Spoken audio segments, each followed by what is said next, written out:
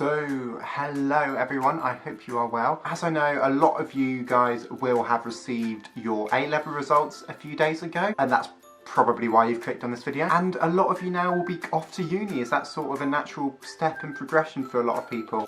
And I wanted to talk about my experiences of moving to uni when I went 2 years ago, and sort of try and just give some advice to you guys, because it can be an incredibly scary, anxious time for you. So to start the video, I am going to talk about my experiences, and it was a pretty atrocious, hard time for me. So I went to drama school in September of 2017, so I've been there for 2 years now. I moved out, as most people will do for uni, so I'm from a place called Winchester in Hampshire originally, and I moved to London, and it's only about an hour and a quarter to central London on the train from here, but it was obviously very kind of normal, and it wouldn't really have made sense for me to stay in Winchester. So I knew I was moving out for a long time. It wasn't a last minute decision. I was shitting myself for months. I was nervous, I was anxious, I didn't really know how easy it was going to be for me to make friends there. I didn't know who I was going to be put in a flat with. I'm not a massive partier personally, and therefore that was something I was worried about, was the late night parties and kind of drunk people around me constantly when I'm not drunk, and just making me feel really, really awkward and embarrassed and anxious. And that did happen in my flat, and I feel like all the tea is going to be spilt in this video. So yeah, for months I was feeling like crap, kind of getting prepared. I remember doing an IKEA shop with my mum. Felt really anxious kind of the whole way around IKEA, just kind of getting stuff for my uni. And then the day came, like I think it was like the 10th of September 2017, something like that. And it was the time to move up, and I woke up and I felt surprisingly okay on the day. And we got all the car ready. I think we packed most of the car before, and then we started to drive up. Feeling weird, but I don't think I felt too scared. Maybe a bit of anxiousness and a bit of nerves, but I think I was fairly okay. I was also really lucky that I'd been to London a lot. I had a lot of friends in London, and one of my friends, Sam, was in London, and I knew that I was going round hers that night to stay, so I had somebody to be with, which was really, really great, and I thank her in this video now because I appreciated it so much at the time, as you knew. And I got to the halls, and I started to unpack and started to get things to my room, met my flatmates, and it all seemed relatively okay. And yeah, it was sort of okay. I was just with my mum that day. I wasn't with my dad or anything, so it was just one-on-one, and we were just sort of unpacking, and it was just, I think it was obviously a weird day for both of us, but I just felt weird as opposed to anything else. And I seemed to like my flatmates, they seemed really nice. And yeah, the day went on. We then went out for some dinner, and I ate fine, and then we went to Tesco's to go and just get some supplies for me and go and get just some initial food. And that was when I started to feel quite anxious and quite sad and quite scared, if nothing else. And I remember walking around Tesco's, and my friend Sam was texting me, so it was quite late at this point, and she was texting me kind of asking what time I'd be around, and I wasn't really sure, and I kind of just didn't even want to think about it when she was texting me, because I was like, I don't really want to go round, because at that point I didn't really want the next bit to happen, which was saying goodbye and actually just being left in London. Let alone did I want to actually end up at Sam's house, because I just didn't want the steps between me being in Tesco's and getting to Sam's house to happen. So we got back from Tesco's. I was just kind of sat in the bed, and my mum was sorting some things out around me, because I just kind of wasn't in the right mindset. I was kind of fairly just focused on the fact that I was about to officially be out of my house. And then my mum left, and I hadn't cried at all, like I was actually holding everything in, holding all my emotions in. And my mum took me to my local tube station at the time, and kind of said goodbye to each other. And then I went inside the tube station to go to Sam's, and I just started crying, and I went out to try and find her. She'd already driven off. So I literally had to then get on the tube and literally cried the whole way to Sam's house, which from that tube station is like, probably, because I didn't know the way around at that point, probably like a 40-minute journey to the area Sam lives in, plus another like 5-10 minute walk. And yeah, I was just so scared. And I remember even on the tube I was like, Waze, yeah, I'm going to be at uni now in my mind, but I was like, oh, maybe I can get Waze to kind of get a career quickly before then, which is so stupid because I so wasn't ready at the time to get any sort of career in the industry I want to go into. But just because I just didn't want to stay at uni, I wanted to go home immediately. My mind was just like, oh, I want to do this, and I want to do this, and I should do that, and I should do that, and I should do that. And then I eventually arrived at Sam's house. I remember I called my mum when I got in. It's Sam, if you're watching this, you can probably like recollect all of this story as I'm telling it. And I got in, and I phoned my mum, and we had a fair bit of a chat, probably like a half an hour chat, just about how I was feeling. And then I think that might have been it for the night. Maybe I called her like an hour or so later, kind of probably feeling a bit better because I remember Sam ordered Wagamamas and I ate like barely any of it because I had no appetite. And we just chilled, Sam and I, and that's why I appreciate it so much, is because we were probably up to about 5 o'clock playing games and chatting and things like that.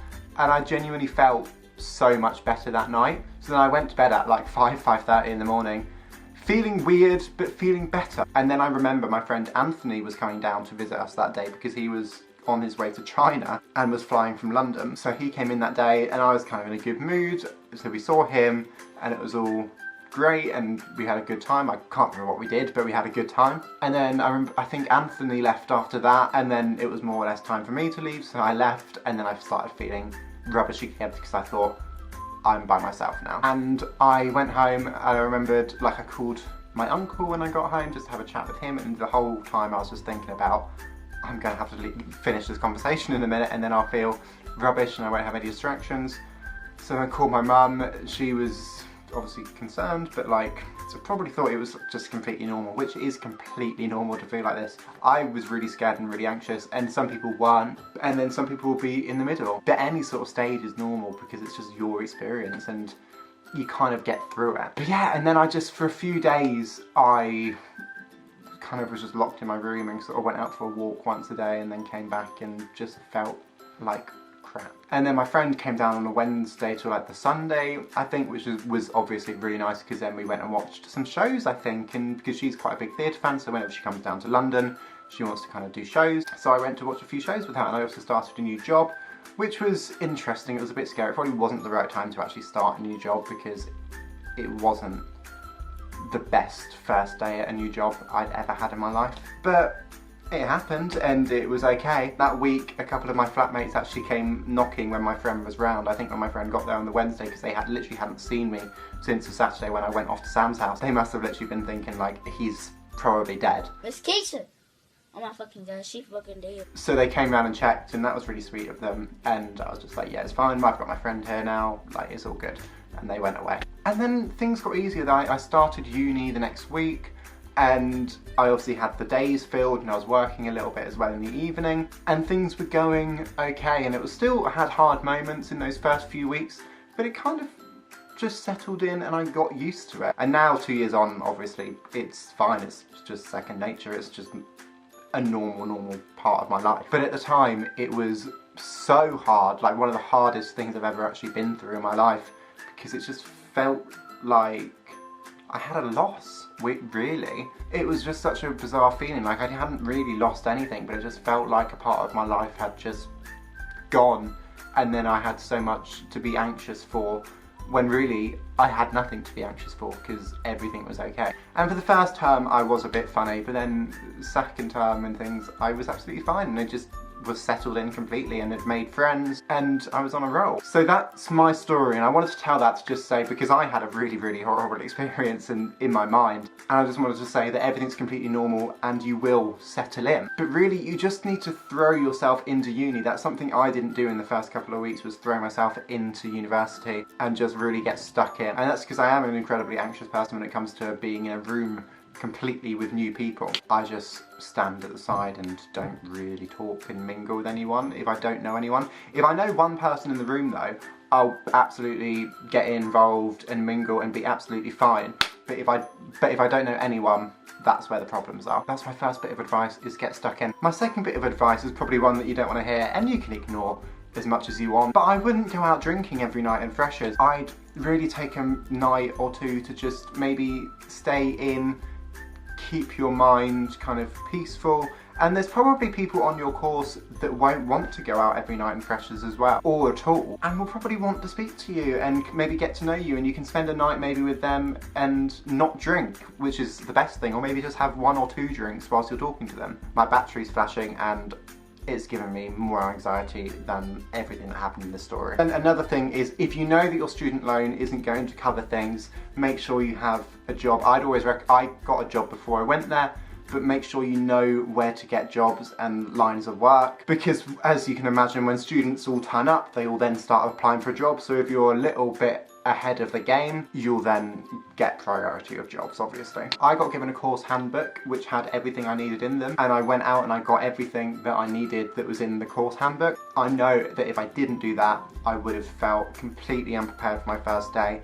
And it was a lot of money, my stuff, because I was going to drama school, so it was different types of shoes, it was just different types of clothes, it was all of that type of thing. For a normal kind of standard course, it will probably be like notebook, pens, rulers, protractors, compasses, whatever, and it'll be much cheaper. But I would just buy it all, just make sure you have it before you move to uni, because then you don't have to worry about getting it when you're there, or turning up on the first day without it, and then them saying, right, pull your protractor out. And no, that's not a euphemism. And then don't think that after freshers everyone's going to continue partying, because some people party occasionally and on weekends, but freshers, people party every night, and I think a lot of people think that's going to continue, so try and get it to continue, and then after a couple of weeks feel quite depressed because they're not partying and that's kind of what they've become used to. It's not going to carry on. People want to study and people want to get on with things, especially if you're in student halls, because there's loads of other students around that want to study and don't want your noise banging through their walls in any sense. And that was me. Not banging through the walls, the one who was having people banging through the walls. Again, not a euphemism. And yeah, just be nice and be respectful of other people. That's the bottom line of this, is if you're nice then you're going to have a great time. Like, so many people turn up to uni and try and be this kind of big person and try and show off and try and get all the cool friends and things, but that's literally secondary school stuff. You don't need to do that. People will respect you so much more because you're all adults, and then they'll just like you more, like they would in any workplace. Just be nice, be kind, be loving, care for everyone you meet, and you'll be fine. Anyway, I just ran out of memory storage as well on my SD card, and my camera battery's flashing, so that is a cue to end this video here. It's a sign from God saying, you've literally spoken so much and no one cares anymore. But thank you so much for watching. Please feel free to DM me on Instagram or Twitter. You can get my username here, and I'll be happy to genuinely answer any questions or put them in the comments below if you don't mind other people seeing. But if you want them to be private, I'm quite happy to reply anywhere. Just give me time, I might not reply immediately. But thank you so much for watching the video, guys. I've got quite a few fun, cool videos coming up, so if you want to see them, subscribe below. But thanks for watching this one, and I'll see you in the next video. Bye!